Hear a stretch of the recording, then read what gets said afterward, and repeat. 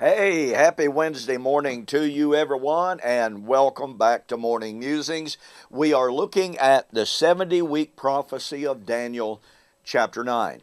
I said at the very beginning of this short study, relatively short study, Daniel chapter 9 is in many ways the absolute foundation of dispensationalism, because it is held that Daniel chapter 9 is about the establishment of the Messianic kingdom. That's true. Well, the 70-week countdown brings us to the first century. Okay, Jesus came to establish the kingdom. It is admitted. But due to the Jewish rejection, according to men such as Thomas Ice, the Jewish unbelief, quote, made it impossible, unquote, for Jesus to establish the kingdom.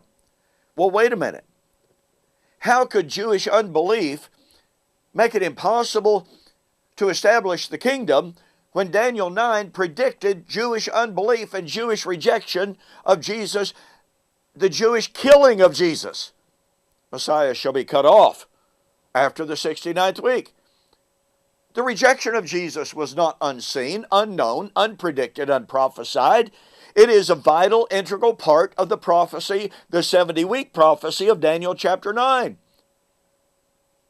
Upon what basis, then, does anyone come up with the idea, okay, Jesus came, the baptism of Jesus was right on time, brings us right down to the 69th week. Oh, but then the Jewish rejection interrupts that countdown that had been so precise, so accurate up to that point, and necessitated the interval of so far 2,000 years, the injection of a 2,000-year gap between the 69th and the 70th week, ignoring the fact that the death of Jesus was to be after the 69th week, meaning it would be in the 70th week. Listen, folks, the gap doctrine of dispensationalism, and I want to say this as kindly as possible, but it makes a mockery of the countdown of Daniel chapter 9. It makes a mockery of God. He gave the 70-week countdown, right? And in that 70-week countdown, he included the rejection of Jesus. So if God in his foreknowledge knew and predicted that the Jews were going to reject his son, how can we say that when his son came to establish the kingdom and the Jews rejected him, God basically had to say, oops, oh my goodness, okay, instead of the kingdom, I'll establish the church instead. No. The rejection of Jesus, the crucifixion of Jesus, is an inherent and foundational part of the 70-week countdown. It comes after the 69th week, which means of necessity, it's in the 70th week. Now, I really didn't intend to get started on that this morning. I want to take a look. I'm not going to go point by point by point of all 6 constituent elements. I'm going to focus on some of the key elements that are incredibly important for understanding the prophecy.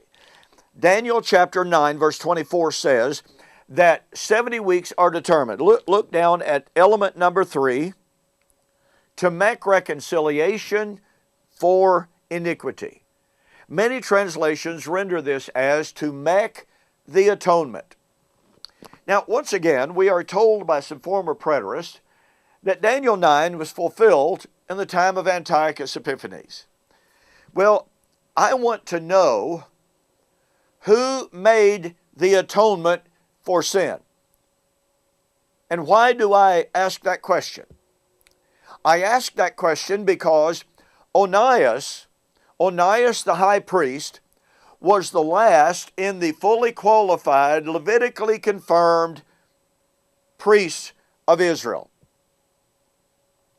Onias was killed in the time of Antiochus Epiphanes. And if Onias was killed, and those who took his place, his murderers, okay, How could his murderers make atonement for sin? They paid for the high priesthood. Menelaus, the man responsible for his killing, replaced him as high priest. Ask yourself the question, how could Menelaus, a murderous, treacherous, immoral high priest, make the atonement for sin? How could Menelaus make reconciliation for iniquity? That's ridiculous. And yet, here it is, within the 70-week countdown, the atonement, reconciliation for iniquity, had to take place. Once again, I have asked those who have now rejected Daniel 9 as a messianic prophecy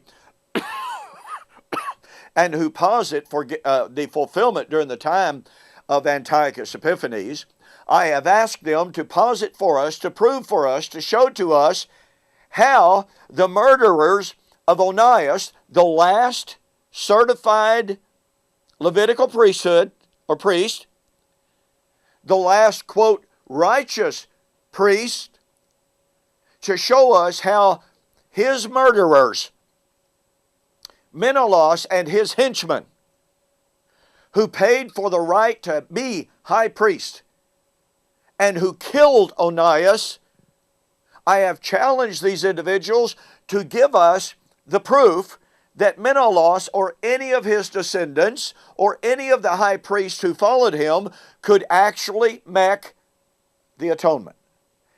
How they could actually offer an acceptable sacrifice to make reconciliation for iniquity. Their killing of Onias increased iniquity. It didn't make reconciliation or make the atonement. Let's see. Who did make the atonement? We know the answer to that, don't we?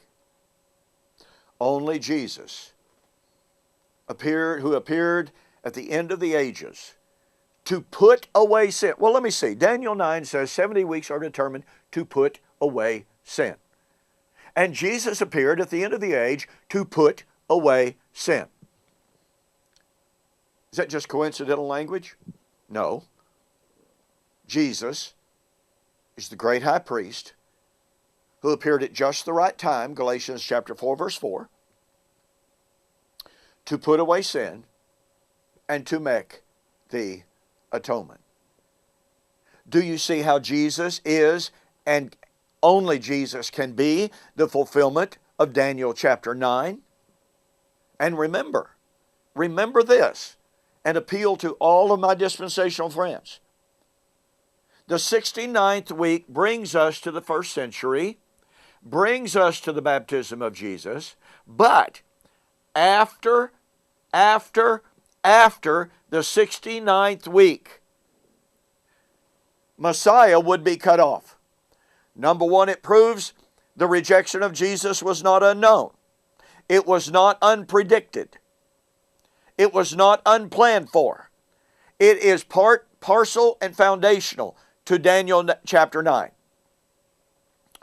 After the 69th week, Messiah would be cut off. What would he do? What would his death accomplish? The atonement, the taking away of sin, just as Daniel 9 predicted. Jesus is the fulfillment of Daniel chapter 9. His death on the cross initiated the Passover. It initiated the atonement. His second coming would consummate and perfect it. Hebrews chapter 9, verse 28. So when we look at Daniel chapter 9, what had to take place within the 70 weeks, which are determined on your holy people and on your city, And when we see that Jesus' death, the death of the Messiah who would come, would be after the 69th week, it means it would still be within the 70 weeks. It would not postpone it. We see that only one person fits that bill, and it's Jesus, our Lord. Not some treacherous, murderous, immoral priest who is not even qualified to make a sacrifice. And it couldn't have been Onias himself because he was killed. He did not make the atonement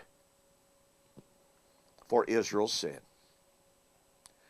Well, we'll continue this tomorrow. In the meantime, let me urge you to get a copy of my book, Seal Up Vision and Prophecy.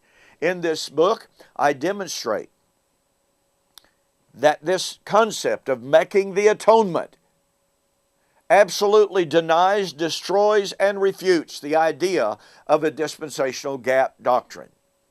It couldn't be true. Go to my website, donkpreston.com, bibleprophecy.com, and order the book, Seal Up Vision and Prophecy, and be sure to mention that you saw the offer on YouTube or Facebook, and I'll pay your shipping. All right? Thanks for joining me for this morning's Morning Musings. We'll continue our study of Daniel 9 and the 70 weeks on the flip side.